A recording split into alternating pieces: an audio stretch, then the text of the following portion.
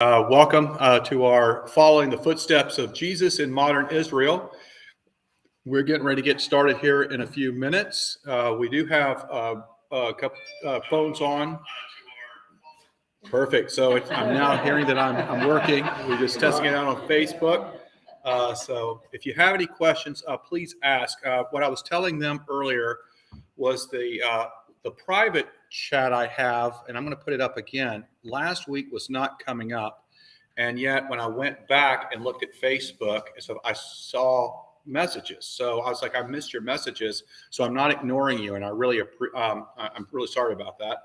But anyway, because I do want to hear any questions that you may have.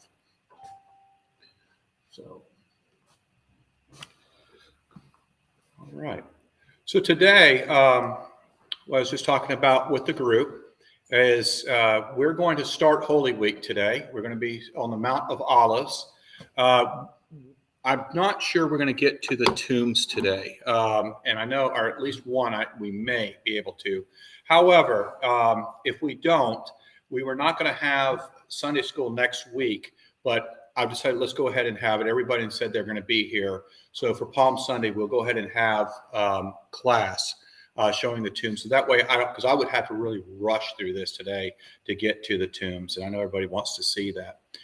So anyway, that's what we're going to do. I'm also going to talk to Father Jonathan and see what his plans are for the season of Easter. If he has his class, I just can't remember at this moment. I know we've talked about it and he's been on top of it.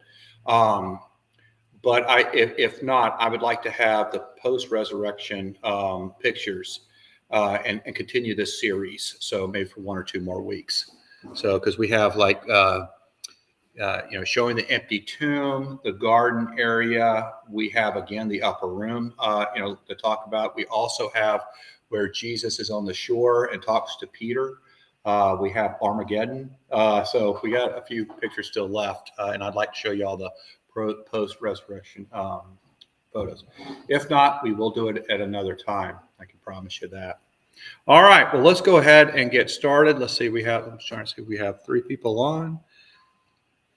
Let's give it just a couple more minutes to make sure everybody is there. Where's my phone?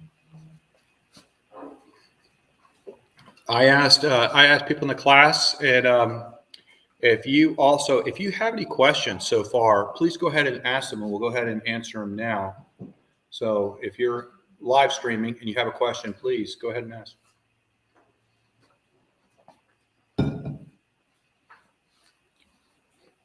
Let's see. One is, how did you get so smart? Well, let me tell you.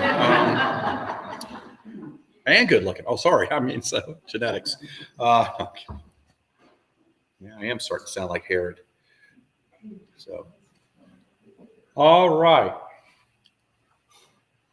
Let's go ahead. We got 4. So we're going to go ahead and get started. All right. So anyway, again, following the footsteps of Jesus in modern Israel. Can you guys see this at all? Yeah. Really? Okay. Because I'm saying we got more chairs over here, or y'all can sit here. Okay. You want me to move that up there so you keep track of me? Kid, you're a smart guy. You get it. I wonder if you guys would see this actually better if we cut off the light or down. We can see it. You can? Okay. All right. I just want to make sure. All right. So, So there we go. We got 6 people now, so we're getting there. So let me get this over to here. Come on. There we go. Starting to get it. There we go. The old city of Jerusalem. So this is what we're going to be talking about today. And this is why, if you remember, I showed you old Jerusalem before, and there was a reason. It's because I want you to see what it was so that you understand what Jesus is doing as he's coming, onto the stage here. So we're going to start going through, like I said, we're going to start through Holy Week. This is a map, as you can see, and on line, if you can see these here.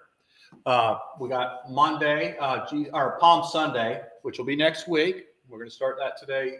Jesus entering as a king. God prepared his sacrifices. Monday, Jesus cleansed the temple. Tuesday, Jesus teaches in the temple for the last time. Judas betrays Mary's Mary perfumes. God waits in the response. Jesus offers his body and blood as at the Last Supper. And Good Friday, Jesus dies on the cross. The stories of these can be different, as you know, the orders of them, depending on Gospels and stuff, where it's Mary, he was over at Lazarus' home and all that, eating with them, and then he goes over and he gets on the donkey and he begins his piece. So it depends on which map you're looking at, honestly, in which Gospel. So again, what we're going to show is him coming in here into the temple. Temple's cleansed, and then he goes down. You see him going to the upper room, and then from there he's going to go to Gethsemane, and from there he's arrested and he's brought back, and we're just going to have a good old time. All right, so I wanted to show you another map of it again. He did a lot of traveling, but I want you to know that this is not as far as it looks.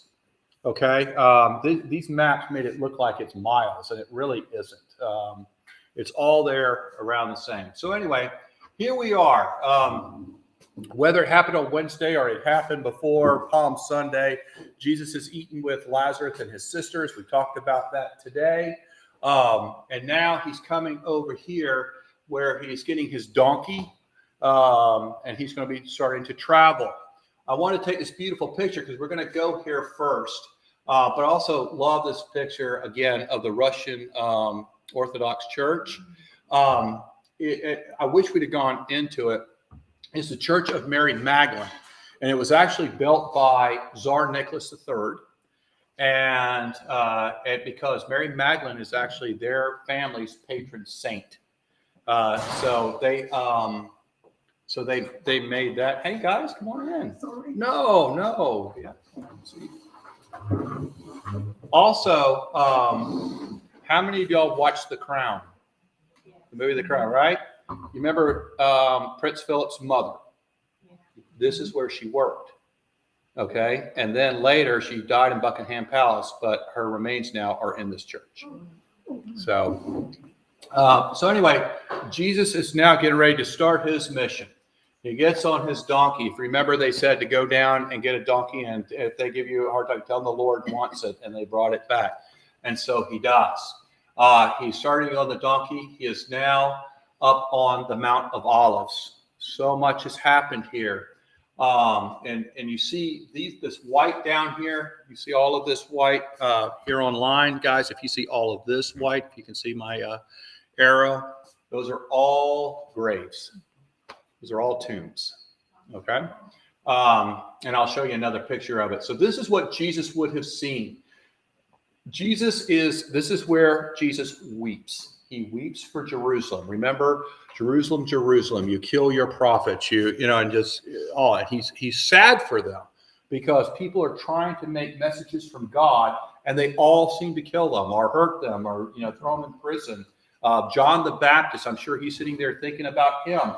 He's just trying to tell about make your life way of the Lord, and what do? They kill him. So he sees this. Notice this tree. I'm going to show you a close-up here in a minute, but I just wanted to show you that online. If you see this where I'm talking about, this is a tree that they make the crown of thorns out of. And I'll show you a little closer. Look at this, all the tombs. And it goes on. And so what it is the Jewish people, if they can, they try to get as close to the temple as possible. So when the second coming, or when the Messiah comes for them, when the Messiah comes in the second, or the resurrection, their tombs will blow open and they will face up, and they're facing the temple. Okay? It's not too far-fetched if you think about it. We do the same thing, don't we? Most of our graves are actually facing east, and that's why. Well, the temple, and that's where Jesus is coming from. So, there's our old lady right here, Janie, sitting, and this is the church. Again, this is where it's absolutely beautiful. You can see. I wish I could get better pictures of this, but they're absolutely beautiful pictures. So this is a beautiful look. This is where supposedly he is on that donkey, and he is looking out at Jerusalem. Here is where he cries. This is the tree I was just showing you a minute ago. I don't know if you can see it, but those long spikes, they're about this long, and that's what they would have cut a branch and surrounded it and put it on his head. Terrible. Jesus will enter through the golden gates. This is I showed you all before. Remember last week we were in Jerusalem? This is why I wanted to show you, because this is where Jesus will enter. And not only will he enter, but in the second coming, where is he coming through? The golden gates. Okay? It's now, of course, blocked up. It's now a mosque. And so they have it, but an earthquake apparently is to come in the second coming, and those bricks will come down, and Jesus will go through to the temple. Up here is the portico that we talked about. There's that Russian church I was talking about. So you see, we're not that far. Okay, so Jesus has now come off the mountain up here, and he's coming to the temple. Okay, so up here at the portico is where he would be coming. The gate, here's the golden gate. So he would be coming through here. Okay.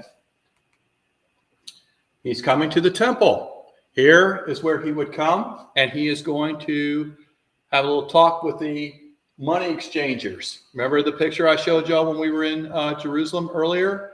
This is I wanted to show this, but right here is the doors or the arches where you would go into the temple itself. And so there they are. They would go in, and now he is very angry.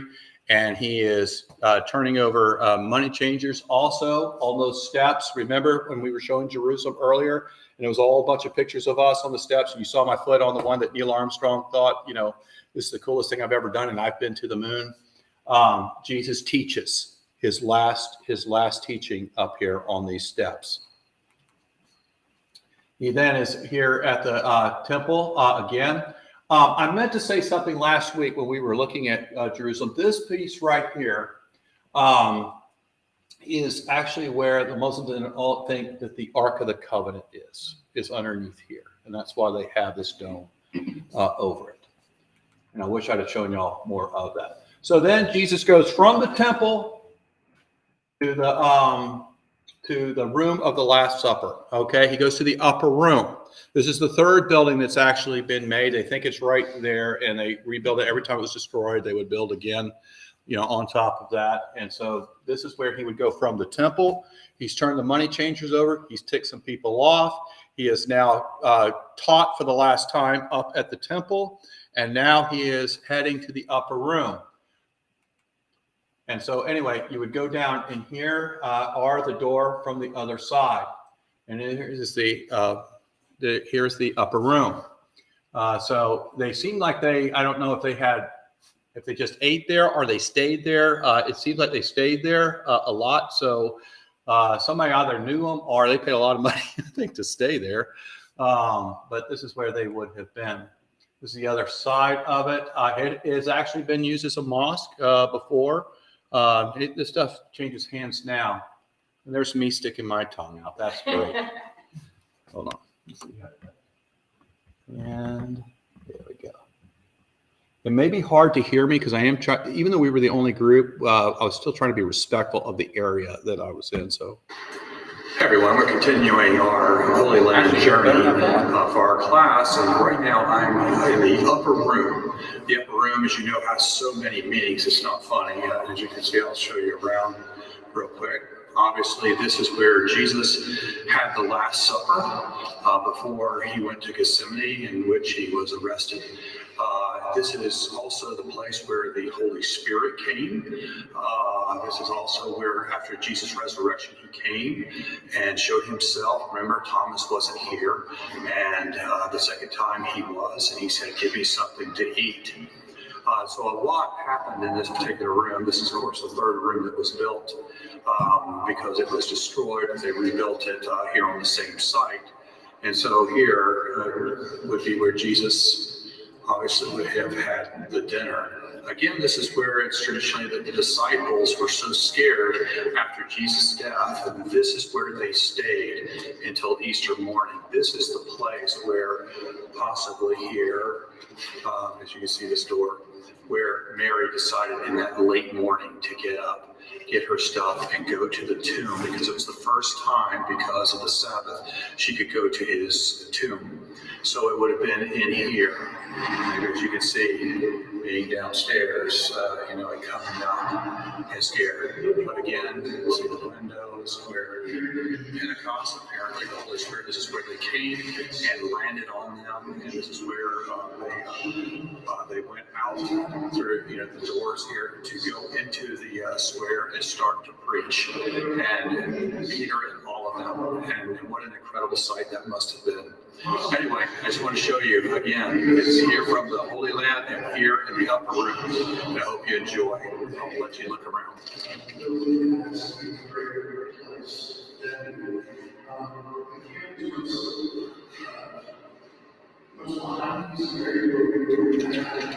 As you can see, my friend is doing the same thing. Get ready for his Sunday school. Blessings. We'll see you soon. All right. How certain are they of the architecture of that room? I mean, it looks pretty ornate for the descriptions we have. Yeah, I'm sure some of this, is older. You can tell where different pieces have been built over, and so yeah, I don't know. Like the exit sign, I doubt was there. But being that it was a mosque, it would make sense that they added some of the ornateness to it. Yes. So we don't know exactly what it looked like when Jesus was there. I doubt it looked exactly like this. But they would, just rebuild, and they would rebuild over and over. For perspective, how far would you guesstimate it's from the upper room to the tomb? Are you talking a mile or a block? No, not a block. Well, they took him. Yeah, and it's a good question because actually they first take him, and we're going to go there here in a few minutes. I'll tell you what. Actually, I'll show you. Remind me of that question if I don't answer, but to see it itself. Okay, hold on. Let me get back on here. Come on. There you go. And it was the early morning, not the late morning, which I said. Like I said, I only got one take of this, no script, and had to go. But all right, so we decided because we were the only group, we got a very when I was at Bethlehem and realized that, it hit me. I wonder about the upper room. I've always wanted to do Eucharist in the upper room, but I was told it's very, very difficult. Pentecostals love the upper room because to them, this is where Pentecost started in the speaking of tongues. And so you'll get them up there and they'll be up there packed and they'll be, talking in tongues. So trying to video or even do that is very difficult. My friend that I went with said he had been trying and it's hard, but we got this opportunity. All right, so we're all sitting here talking about something. Let's see. He had given thanks to you. I didn't get the full video of it, but here's the cup. Which is shed for you and for many for the forgiveness of sins. So we got to do the Last Supper up there. We had cups for everybody so that we could share that and they could all take one home. John was very kind because I didn't think about myself and didn't get one. and John was marked, gave me his. So they still have one, but they gave me one so I could put in. I was hoping to get the chalice and was offered to buy it, but I didn't have enough cash on me. Came home, the guy decided, no, I really want the chalice because it was used in the upper room. So what can I say? So anyway. Again, this is the other side of it. Again, we don't know. I know the Templars had involvement in the construction of some of this. And so exactly how it looked, we just know that it's right in that location. Right below is, down below is actually where King David, you remember me showing you his tomb. And actually, I forgot to tell you that also they say that that's where Stephen, the first martyr, was buried as well when he was stoned right outside of this area. Do you have a question? The tree-looking thing, I've noticed it in several pictures that you've taken. What is that symbolic of? or what is it? You know, Behind. right behind the gentleman that's. Oh, behind Yes, him. uh-huh. I wonder if it's the olive tree. Oh, okay. Because that you'll see the olive trees, and that's the kind of leaves Okay. they have on it. That makes sense. So there's us all together in the upper room. This is actually one of probably the highlights in our trip. I'll keep getting out of the picture, and I apologize. Or maybe it's better. I don't know. But it was. We were so thrilled that day. I got a stole, and so now I have it in my office, and I'm going to use this now on Monday, Thursday. When we, even though it's the wrong color, but I'm going to use it for being there. Okay, so then after the upper room, Jesus, what happens? You remember he's washed their feet now. They've had their dinner. Judas is taken off. Jesus is now going where? Gethsemane. So they would have gone out of the upper room, and they would have actually come through this door. This door, next time I'm going to show you, is the high priest, his courtyard. And they would have gone, there took my ugly picture right here in front of it, because I thought it was really cool. And so you see Jesus with his disciples after the Last Supper, and they're all walking down the steps, and they're heading to Gethsemane. And here are the steps. So they would have started walking down. They finally fenced it because pilgrims have been taking rocks, and it started getting smaller and smaller, so they had to start protecting it to keep it. Not that I'd ever take rocks from anywhere.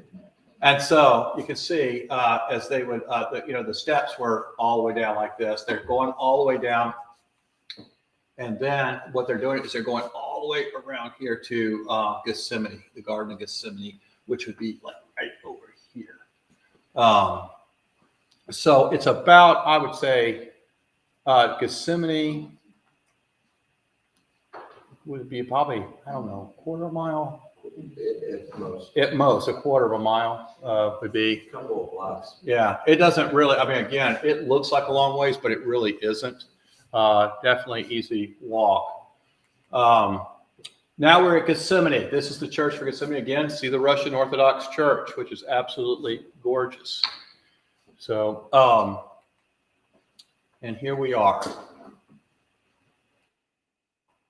Hey everyone, we are at the scene of the Garden of Gethsemane. That's right, where Jesus cried to God to take that cup away from him. Imagine how fearful he must have been, knowing what is about to happen, and praying to God, just take it away. It is here that he prayed and prayed, and then he finally went to his disciples, which was on the hill, and asked them, can't you just stay awake with me for an hour?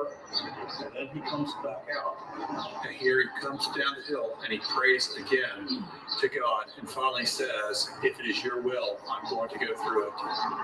This is the beautiful part of Jesus being fully human and fully God, is because he can cry and feel that pain. And when I think of that, I realize he knows our struggles as well. And let's face it, we all have them. And so therefore, this is where Jesus really showed that humanness inside of him. But yet, even through the fear, the pain, the stress, if it's your will, I will do it. And it's here that he is arrested, in which they would then have brought him back up down here to Caiaphas's house, where we did a video last night, and there he would be held for his trial. But let you just enjoy this for a moment.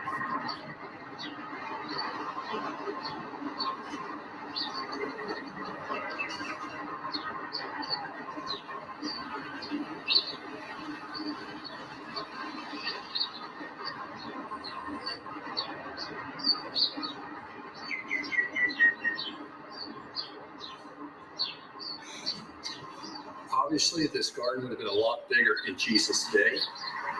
We know that. So they're showing you what it was like. If they allow me to video, I will. If not, I will take some pictures of the rock that is the traditional place where they believe that Jesus was speaking to God during this time. But again, this is where he made a decision to save each and every one of us. It's absolutely incredible and beautiful. See you next. It was very emotional to be there and knowing, that Jesus, if you remember, is so stressed out that he actually sweats blood. And as you know, that is a medical term. You can, and it's that extreme stress.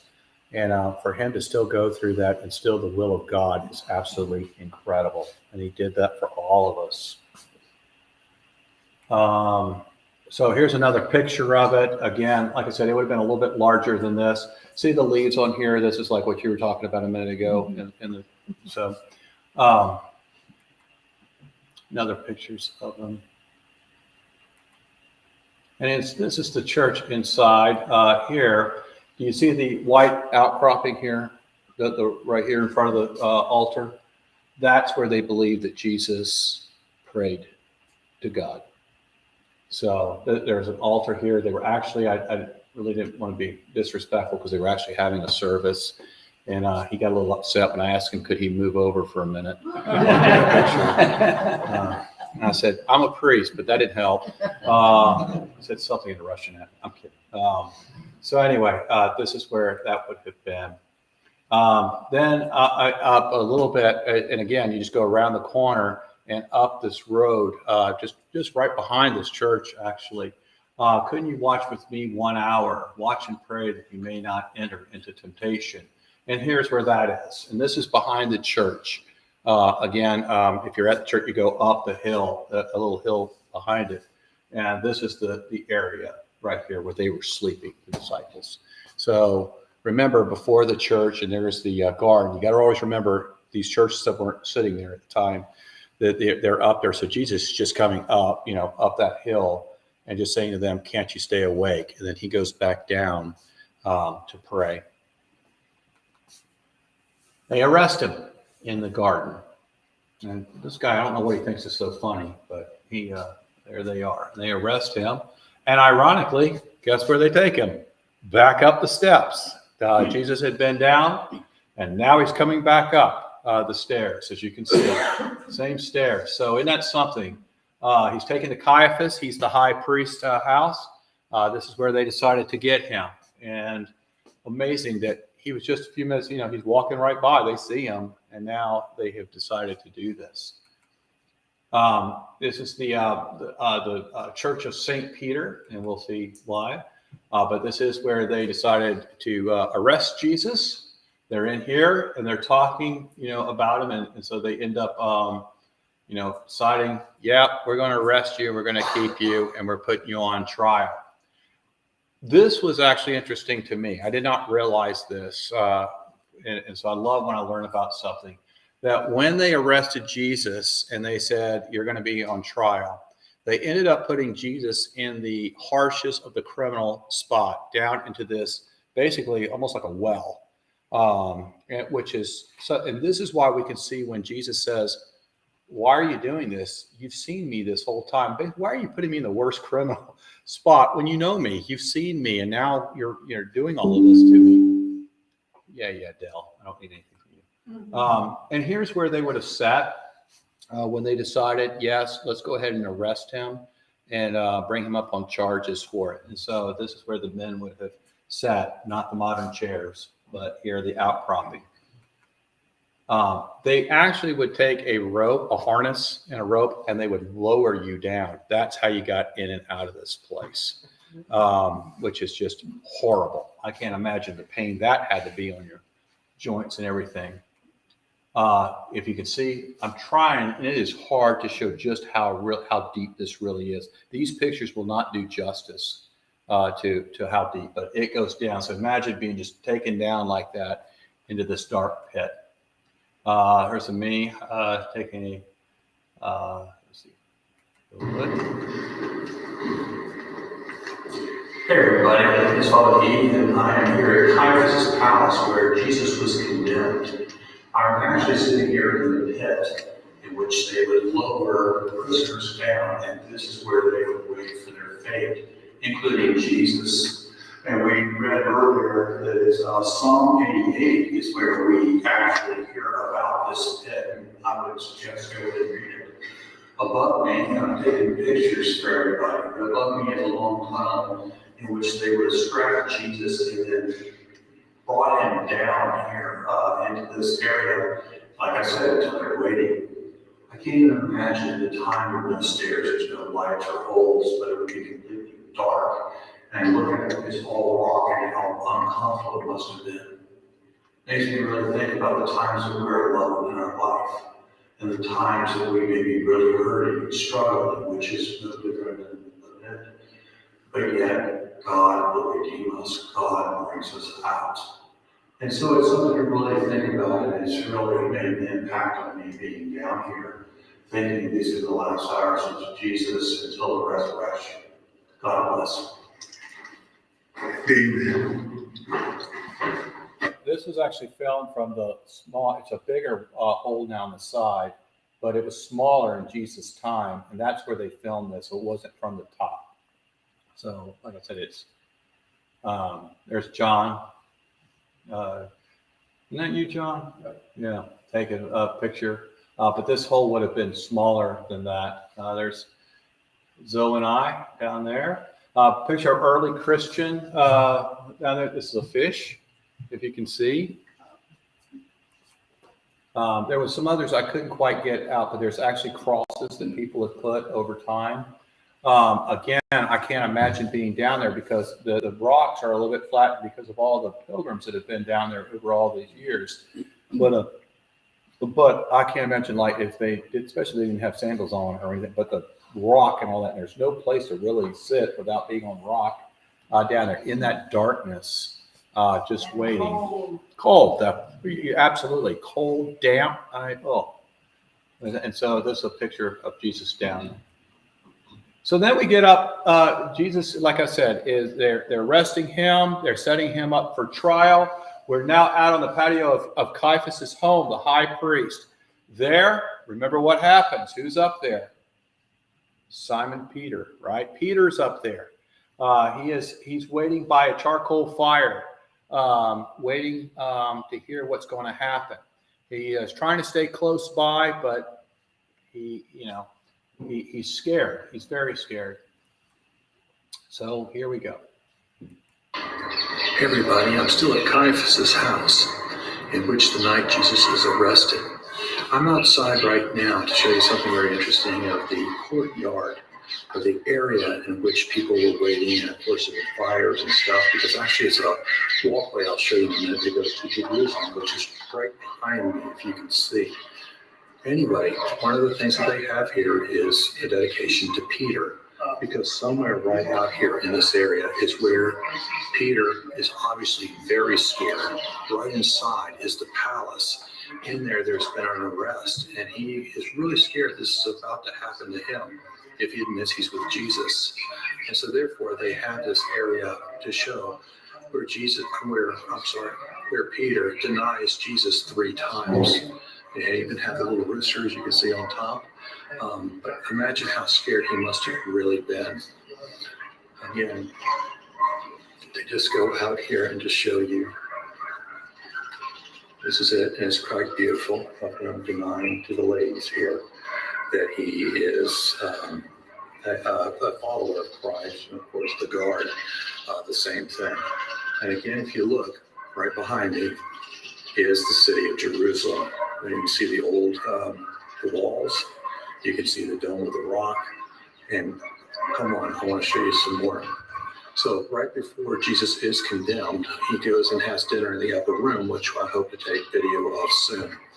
When they did that, they decided to go to Gethsemane, the Garden of Gethsemane, in which they would have come in through here, because this is part of the city at the time. And so they would come through this door right here, and not these steps, they're obviously modern, but instead these steps. As you can see, they go down all the way. As you can see, they continue down until they would have gone all the way out to Jerusalem. If you can see right behind me here, sorry for trying to get this exactly right, if I can find the city wall. Right behind that city wall right there, you see those trees, and that is the Garden of Gethsemane, in which Jesus is arrested and brought back here. Stay tuned for more. All right. So, so it would have been up on here that Peter denies Jesus. He's there at the charcoal fire with them. He denies him 3 times. And so they make this courtyard for him. So now we're here at the stations. Oh, boy. All right, we're going to go through some of the stations here, okay? And then for another 5 minutes or so. All right. Everybody okay? Any questions so far? All right. Station 1, Jesus is condemned, okay, at the fortress. This, and what I need you to do is to remember these churches weren't there, okay? This is outside. What I'm getting ready to show you is outside. This would have been part of Pilate, as you can see the picture. Right here is where Pontius Pilate talked to Jesus, are you the king of the Jews? Asking him, and so anyway, the problem here is it kind of gives the illusion when you see the churches that one is like up here and then you're out here, but it was open at the time, okay? So that's what I'm trying to say. So anyway, in this picture, if you see, this is even where Pontius Pilate is washing his hands. Can you see where the arrow is? So this is the first station. Here is actually the original part of the courtyard, where this is happening, where Jesus is condemned by Pontius Pilate. See, they still have some pieces. They still have. I wanted to touch it, of course. God knows I probably got more than COVID by doing that, but I'll wash my hands. Then station 2, they dressed him in a robe and put a crown of thorns on his head. This is where the area would have been. The station 2 continues. Because of the church, we had to kind of go underneath to the original part. Okay, so again, lift the church off, and this is outside. This is Jesus takes his cross, and now they put the thorns on him, the robe on him. They're giving him the cross. Notice here, this is the original road where he starts.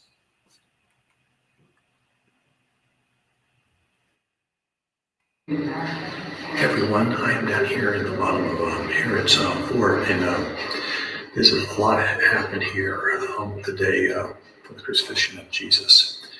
This is actually the area. Now, take the dome out of this, or all the rock above me.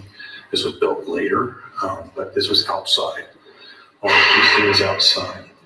In this area is where they condemned Jesus. They picked Barabbas. The people were out here screaming, Barabbas, Barabbas, if you remember that story.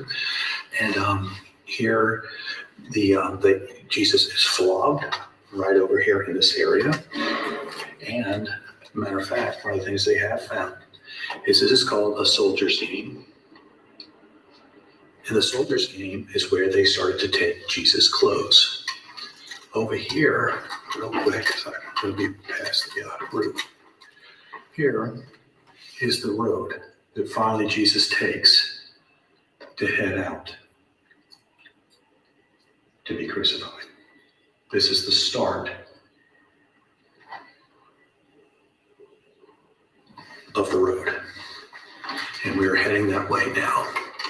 Take care. Blessings. All right, so here's a picture again. John's taking some great pictures in this of the road. It's amazing that they still have these Roman roads, but this is the nice thing about them actually building on top of it and preserving it all this time. There it is again. And again, I want to take a lower picture of it so that you could see what it looked like through this arch as he's getting ready to come. You see the arches, you see all of that, the courtyard where he is flogged, where they condemn him, where they put, put the thorn and all that. He's going to start his journey on the road. And so I would like, it's 10:10. What do you think? Maybe we should stop here. And let's stop here, okay? And we'll come back to it next week. And then we will get to the tombs as well. Okay? All right. Any questions? We do have time for questions. My main questions to me was, I never realized it was so hilly. Oh, yes. I grew up in a very hilly city, very around there, but it is get around, you know, but, I guess that had never been in my mind through the story. Went down. Oh, yeah. It's like the hill country in Texas. It's very stony and very hilly. But Norman Church built about 1100. I mean, hey guys, I can't. What was that? I'm sorry. Norman Church built about 1150. Close by that was a Roman campus. Uh-huh. They built a viaduct to carry water to this encampment from one of these hills. That viaduct's still standing and still carrying. Wow. Really? Wow. Jeff was just talking about an aqueduct that was by where they got married in England, and that it still works and it's still there. That's absolutely incredible. That's so cool. Any other questions? Yeah, it's one of the challenges I really had was because everything is now indoors. What we're going to see it was hard to kind of imagine that it was outdoors at one time. So you go through and you're like, oh, the markets must have been here. And like, no, they built this a little bit later. I'm sure there were markets out on those roads, but it would have been more open at the time. So it's just trying to get your mind around that with all the churches that have been put on. Any other questions? I want to go back to Herod's palace, or not Herod's palace, but Caiaphas' house. First off, super creepy that a dude would have a dungeon in his house. One, okay, super creepy. Two, the pit, the holy pit. The drop, as I remember, the drop from the ceiling that they put him down to the floor, 5-6 meters easy. Easy, yeah. And I'm pretty sure that if I had to guess, authoritative figures being what they are, I don't think it was a genteel lowering versus Yeah. And no lights, no nothing, probably pitch black. And when I try to wrap my mind around what had just happened, the events that had just happened in the upper room previous, Gethsemane, all man, all God, all at once, and then him being, quote, cool with all of these, things happening and having an idea of what's about to befall him.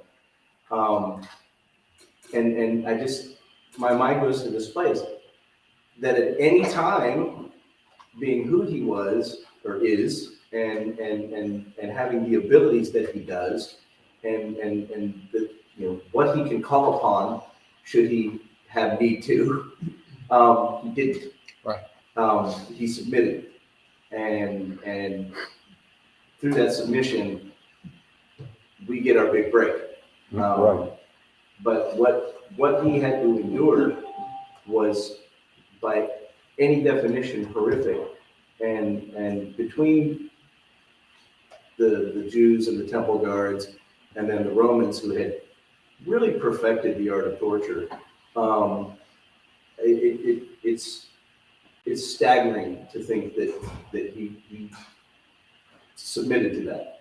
Yes, I agree. For us, for us. Yeah, I didn't even, we have pictures. I just didn't, because I was going to be too long. But right next to this pit is actually, if you probably remember, is a wall. John, you remember this? That wall that's near the pit where they actually, that is where they would hold people, so they would be strapped to the walls. And it showed also where they beat them like that. And then they just left them, hanging up like that. So, yeah, he did have this torture chamber below. Welcome to Caiaphas' house. Yeah, hi. All right, everybody. Well, hold on, let me see something here. Well, I'll be darned. I found out. Okay, so anyway, I don't have to hit private chat. I need to hit that chat, and then I have it. So anyway, I thank you, everybody, for being here. We will be back next week. So Palm Sunday, we're still going to have this class. And we're going to continue the Stations of the Cross and then heading to the tombs itself. Okay? Thank you all for joining us. Blessings.